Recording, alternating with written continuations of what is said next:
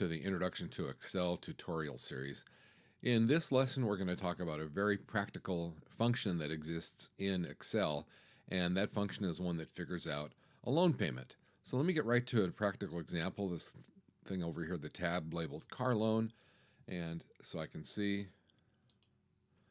the basic premise that I'm trying to figure out is what's the monthly payment going to be for a car loan.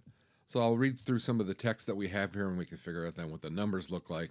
We have the base price of the car, whatever that's going to be. Maybe there's an option for a sunroof. Maybe the air conditioning is a separate charge on the car. We'll have a sound system. And then we can reach a subtotal, so we'll have some kind of a formula over here in B5. And then we'll have sales tax, of course. There might be a registration fee where we're going to be paying to the state where we buy the car. And then we'll have a total. And that'll be the total price of the car. If we're going to pay the total price, then we don't need to have any of these other things, but more likely we're going to be borrowing some money to pay for the car on a monthly basis. And so that would be then something where we would need to have a down payment for the lender, where we would have part of the car payment paid up front, and then the rest of it would be financed through a lender of some kind, whether that's a bank or the car company itself, somebody that's going to be doing the financing for us. So we'll have the loan amount, how much we're going to be borrowing, the annual interest rate, and the interest rate is the charge that the lender is going to charge us for the use of their money over a period of time. And so then that's the third thing, is the period of time. And so in this case, it'll be the number of years.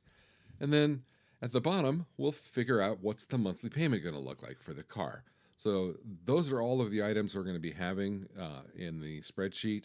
And let's just start putting some numbers in here just for fun. So we'll make up some numbers. Maybe say the car that we're going to buy has a base price of $20,000.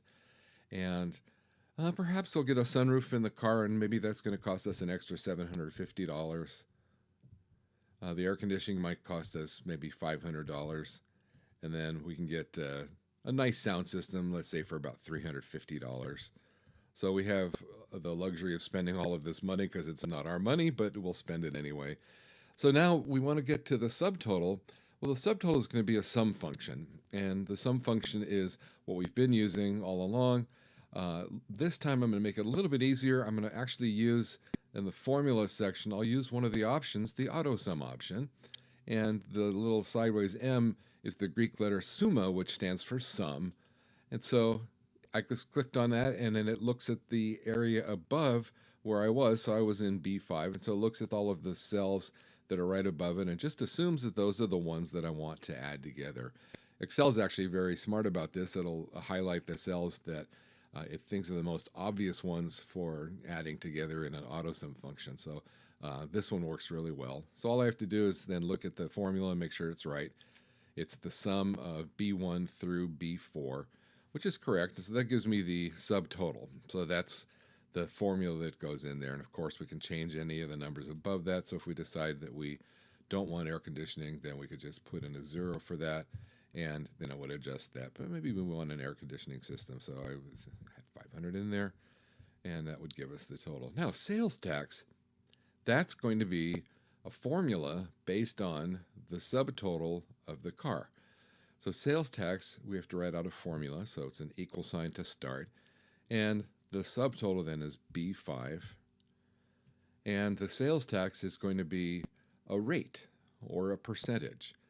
And I need to multiply B5, the subtotal, by the percentage in order to come up what's going to happen in B6. So I have the multiplication symbol.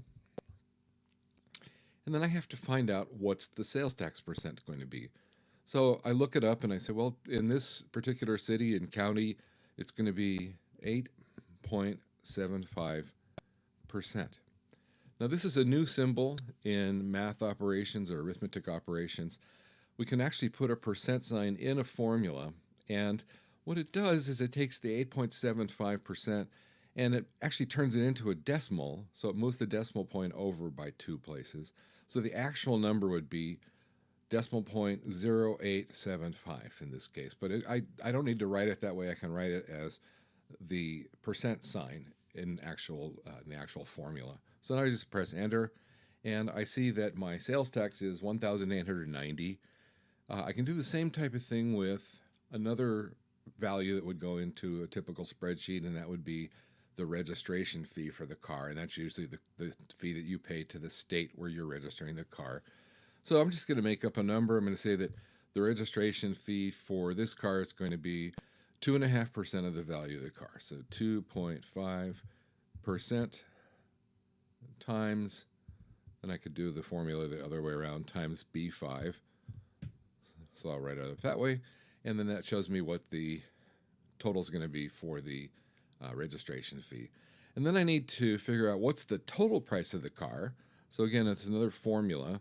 And this time I'm just going to write the formula out. It's going to be the sum of the subtotal, the sales tax, and the registration fee. So B5 through B7. And I think you can see what's going on now. It's been highlighted in blue.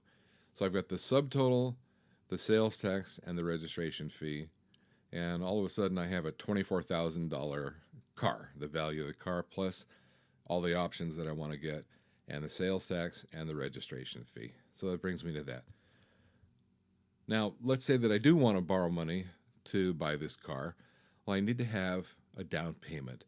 And the down payment is something that is usually an amount that could be 10% of the value of the car, maybe 20%. So I'm just going to make up a number and say that I have $3,000 that I want to put into a down payment of the car. And that's my money that I'm putting there, not money I'm borrowing. But the rest of it is going to be money that I am borrowing from a lender. And so I'm going to have to figure out what's the loan amount. Well, actually, that's a pretty simple formula. That's the total price of the car, or B8, minus the down payment, or B10. So whatever I have for the total, then I just subtract the down payment and I come up with the amount of the loan. So it's B8 minus B10. And so there's the amount of my loan. And then I need to figure out a couple of other things that are going to be used for the loan, calculating the loan. And one of those is the annual interest rate. So I have to figure out what that's going to be. Well, maybe for a car loan, that's going to be 5% of, well, that's just going to be the rate. So we'll figure out what it is of in a minute. And then the number of years is how much do I want to take time to pay back the loan. So I'll just say it's going to be 4 years. And we can change those numbers in a second if we need to. And then I come down here to monthly payment. This is the place where I'm going to be using a new function that we described, and that is the loan payment function. And in Excel, that is the = PMT, which stands for payment, the function. And there are going to be several things I need to have in that function. So if I use a parentheses to start off the information about what's going to go into the function, then some little information appears just below the rectangle where the payment function is, and it tells me what things I need to have that are going to be going into the parentheses. So the first thing it says is rate. So I know that the interest rate is going to be the number that's located in B13. So B13 is the annual interest rate. And then the way this particular formula works is that I use commas between the items that are appearing in the list. So the next thing is the number of periods, NPER, the number of years in this case that the loan is going to happen. And so that's 4 years, or what is located in B14. And then another comma. And then the last thing, the third thing, would be how much am I borrowing? And so that's going to be the loan amount, or whatever is located in B12. And then I put another set of parentheses to close it out. And so I have those three things determine what my loan payment's going to be. The annual interest rate, the number of years, and the loan amount. And so I have those three things. I have the PMT function, and I'm ready to go. You're going to see a very unusual result right now when I press enter, because all of a sudden it tells me that I need to make a monthly payment of $5,930.71. Well, there's something wrong here. Obviously, there's something wrong. It also shows that it's red and in parentheses. And in accounting, this is an accounting thing we're dealing with. Whenever a number shows up inside of parentheses or red or both, that means that the number is a negative number. And so I can correct that easily. I don't necessarily want that to show up as a negative number in this spreadsheet. So I can edit the formula, and I haven't shown this to you yet, but up here on the top, where I'm highlighting it right now, there's the little formula bar, and that's showing me exactly the formula that I've used.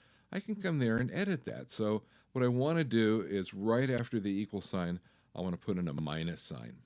So I'm going to make it say equal sign minus sign payment. And what I'm doing there is I'm making the negative number into a positive number. I'm just changing its sign. And so now you can see the results in the spreadsheet is that I have a positive 5,930 value. Well, that's still not correcting the problem that I want. I want to make sure that it's now a payment that's going to be the right payment instead of this number. And what I realize now is that the things that I'm dealing with, the terms that I'm dealing with, are actually two different things. In 13 and 14, I'm talking about the number of years that are involved. So the number of years and the annual interest rate, that's all measured in years.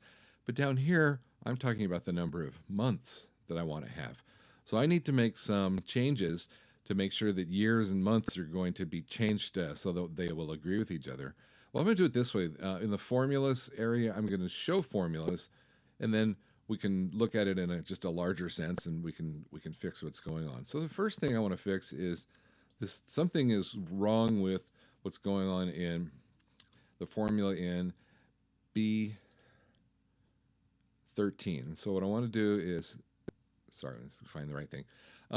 Make sure that what is in B13, which is the annual interest rate, that's not going to be the annual rate. It's going to be the monthly rate. So what I need to do is divide that by 12. So what I'm doing is taking the number of years and turning it into the number of months. And so that's the annual interest rate turned into a monthly interest rate.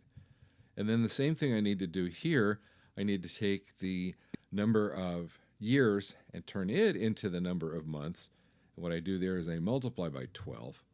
So now the payment function is looking a little more complicated than it was before, but what I've done here is exactly what I need to do is I need to convert years to months. And so I've done that both ways. I've said take the annual interest rate, turn it into a monthly interest rate. That's the first thing. And then take the number of years and turn it into the number of months. And so now I'm going to see a more reasonable answer when I look at my actual thing. So I take the formulas, turn them off. And so now I'm dealing with a monthly payment of $484.31. And that's a reasonable answer given all of the information above. That may not be exactly what I want to have for a car payment. It may be a little bit big. And so now I have the ability that Excel gives me to deal with changing things. And so first thing I may want to look at is how many years do I have in my loan? Well, I can change that. Instead of 4 years, I can make it 5 years. And then you'll see what happens when I press enter. So all of a sudden my payment has dropped substantially. It may still be high, so maybe I go to a 6-year loan and do that. And so it'll drop it to that, which may be getting a little closer to what I want to have. Probably still too high for me. So maybe I want to see, well, maybe I have some more money saved. Let's say I have $4,000 saved that I want to use for my down payment on this car. And so it lowers it even more. And I think you can see what's going on is that everything that you can use in the spreadsheet and it can change, it'll change the value. So perhaps we don't need a sound system in the car, and we can have something that's going to even lower the payment. Now, it doesn't lower it that much, so maybe I do want to have a sound system in the car. But maybe the interest rate is different. Maybe I could find a different lender, so instead of them charging me 5%, perhaps they'll charge me 4%. And you can see that it lowers it more. So the whole result of this is I've used a very practical function, the PMT function for figuring out loan payments. And I've created a little situation here where I can create information for a car loan and make monthly payments on the car loan and use all of those things together. So I hope you found this interesting and practical, and you may be able to use this at some point. So that's going to be it for this tutorial. We will continue with other things and more practical examples in future tutorials. So thanks.